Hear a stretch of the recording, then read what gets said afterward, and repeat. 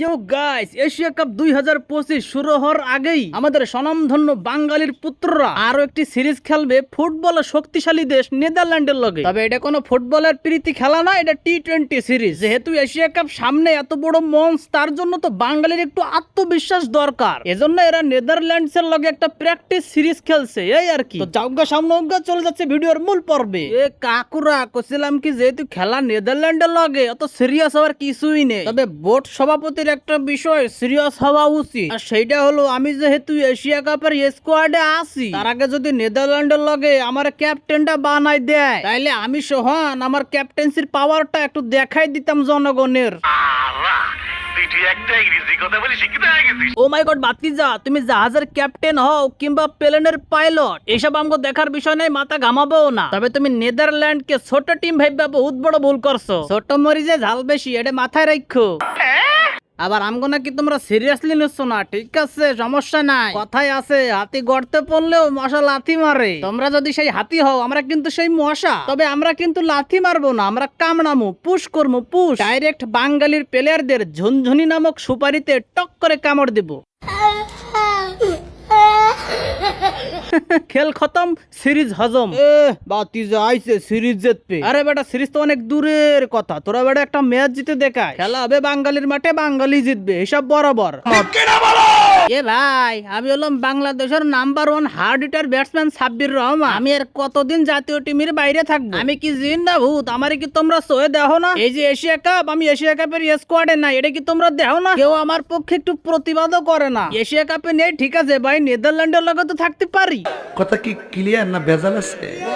আরে ভাইস্তে আয়, দুজন একটু কুলাকুলি করি। আমি শূন্য সরকার, আই মিন সৌম্য সরকার, যাকে নাকি দলের জন্য বারবার দরকার, আমারে ওরে স্কোয়াডে নেয় না। এ ডাক মেরে কুল পায় না আমার ভাতিজা, আইছে নাকি এশিয়া কাপ খেলতে। আবে শালা, আমার দিকে একটু দেখ। বাঙালির one and only king lord খ্যাত শান্ত, আমি নিজেই এশিয়া কাপে চান্স পাইনি। এত কষ্ট মেনে নেওয়া যায় না, মেনে নেওয়া যায় না। আমি ওটা ভালো করে দেখতে চাই যে আমি শান্তি আপা ছাড়া বাঙালির ভাতিজারা এশিয়া কাপে কিভাবে শান্তিতে থাকে। আমারে মাফ করে দে হুজুর, আমার ভুল হয়ে গেছে। আরে ভাতিজারা, তোরা বেটা কি শুরু করছস? এই তোদের খেলা নেদারল্যান্ডও লাগে, তোরা বেটা এশিয়া কাপ নিয়ে পড়ে আছো। মানে এদের মাথায় কোনো টেনশন ভয় বলতে কিচ্ছু নাই। আমরা হলাম নেদারল্যান্ড, ক্রিকেট না পারলেও কিন্তু ফুটবলটা ভালো পারি। এক একটারে ধৈর্য যখন কিক মারবানে না, তখন ঠিকই আমগো নিয়ে ভাববে নে।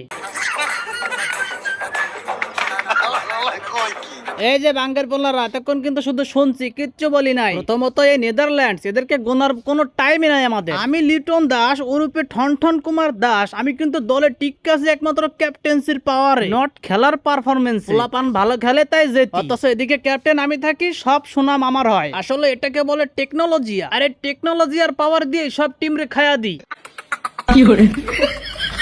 আরে সালারে, দেখছস রে কি বুদ্ধি? এই 2 নম্বরে বুদ্ধি দিয়ে শালা ভালো পারফরমেন্স না করেও ক্যাপ্টেন। শুধু ক্যাপ্টেন না, এখন তো সে ক্যাপ্টেন কুল। যাই হোক বাতিজা, যদি পারিস নেদারল্যান্ডের লাগে না হলে এশিয়া কাপে ভালো পারফরমেন্স করিস, নাইলে পুরাই আসলা পাশ খেয়ে যাবানি। মারবো এখানে, লাশ পড়বে শ্মশানে।